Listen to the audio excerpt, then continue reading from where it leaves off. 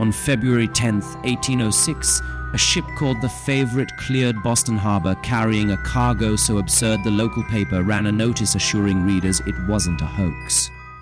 No joke, the Boston Gazette wrote, "A vessel has cleared this port for Martinique with a cargo of ice. We hope this will not prove a slippery speculation. 80 tons of frozen pond water bound for the tropics. The man who loaded it was 23, and most of Boston thought he had lost his mind. Ice was free. It sat on every pond in New England all winter, and the moment you carried it anywhere warm, it became a puddle. He was going to get rich on it anyway and build one of the first American companies to span the globe on a product with no cost and a shelf life measured in days. The appetite he created for cold is the exact thing that would one day destroy his business."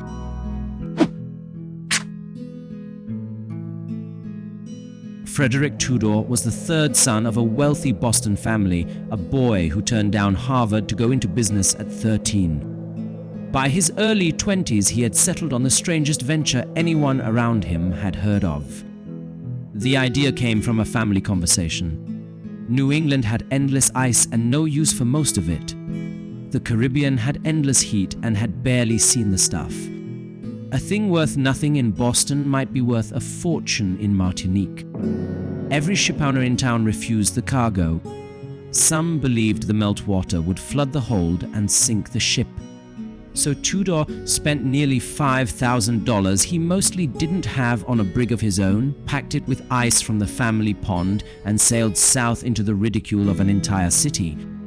Here is the part nobody expects. The ice was fine. It crossed the ocean and reached Martinique still solid, exactly as promised. The voyage was never the problem. The problem was everything after the dock. No ice house waited to store it. No buyer had been lined up. The locals, who had never handled ice in their lives, let it melt in the street and called the whole thing a swindle.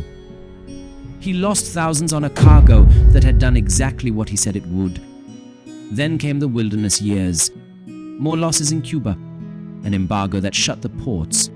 A stretch in debtor's prison, chased, he said, by sheriffs to the edge of the wharf. On his diary's cover, he wrote the line he needed to believe. Let those laugh who win. One failure at a time, he learned the trade. Sawdust beat hay for insulation. Build the ice house first, then send the ice to fill it. By the 1820s, the laughingstock had a foothold and paying customers in Havana. But the business still barely worked because cutting ice by hand was slow and brutal.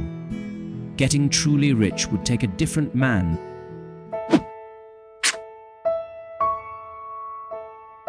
His name was Nathaniel Wyeth, and almost nobody remembers it. Wyeth supplied ice to Tudor from Fresh Pond, just outside Cambridge. Around 1825, he got tired of the sheer waste of the work. Ice was still hacked out of ponds by hand, in rough, uneven chunks that packed badly and melted fast.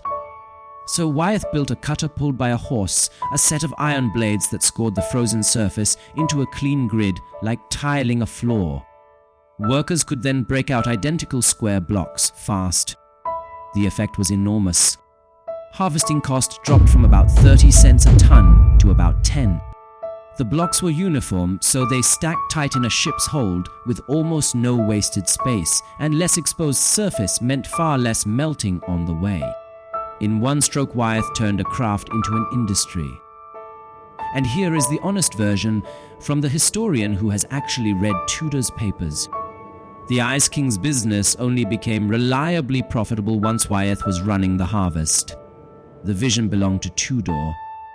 His employee built the machine that paid for it, then got restless a few years later, wandered off to the Oregon frontier to be a fur trader, failed at that, and came back to cutting ice.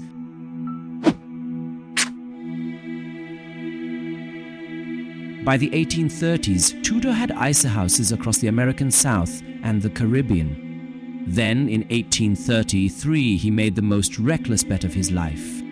He decided to ship ice to India. Calcutta sat 16,000 miles from Boston. The route crossed the equator twice and took 4 months in the heat of a ship's hold. Everyone told him the ice would be long gone before the Indian coast. In May, the brig Tuscany left Boston with 180 tons aboard. It arrived in September with 100 tons still frozen. The British colonials in Calcutta, sweating through a heat they had no defense against, treated it as a miracle. They built him an ice house on the spot, and India became the most profitable market he ever had. Back home, the trade had swelled into something vast. By the 1850s, ice was second only to cotton among the goods leaving American ports by weight. Crews of 100 men carved entire ponds into grids each winter. One of them was Walden, where Henry David Thoreau watched Tudor's laborers cut up the water outside his cabin and knew exactly where it was headed. The sweltering inhabitants of Charleston and New Orleans, of Madras and Bombay and Calcutta, he wrote, "Drink at my well." The pure Walden water is mingled with the sacred water of the Ganges.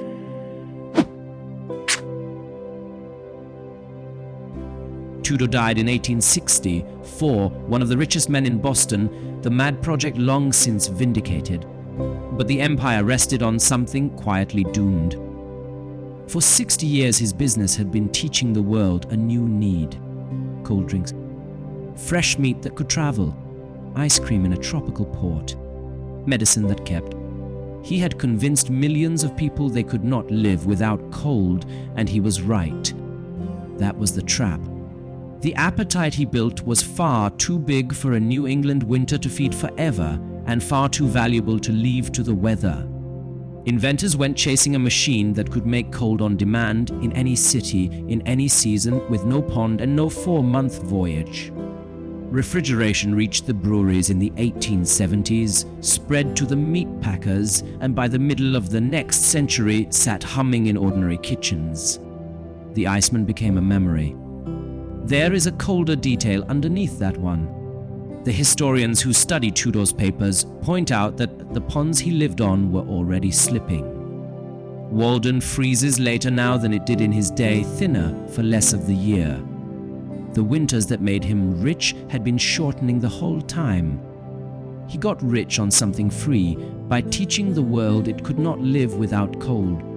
The world believed him so completely that it built a machine to make its own and left his frozen ponds to melt.